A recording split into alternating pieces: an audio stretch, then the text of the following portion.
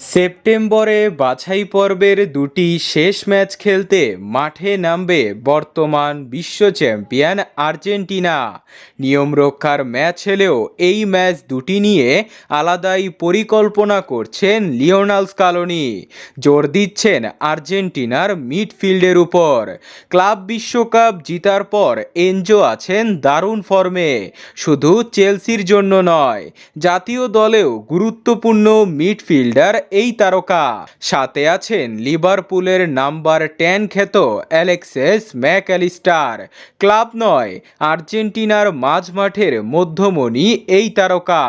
মাঝমাঠের নিয়মিত খেলোয়াড় রদ্রিগো দি পল। তবে সাম্প্রতি ক্লাব চেঞ্জ করায় তাকে নিয়ে আলাদাভাবেই ভাবতে হবে স্কালোনিকে। পারাদেসও সেম, ক্লাব চেঞ্জ করে চলে গিয়েছেন বোকা জুনিয়র্সে। তাই তাদের দুজনের জায়গায় প্যালাসিওস ও লো চেলসো আছেন আলোচনায়। নিজ ক্লাবের হয়ে দারুণ খেলছেন প্লাসিওস, ক্লাবেও ধারাবাহিক আছেন।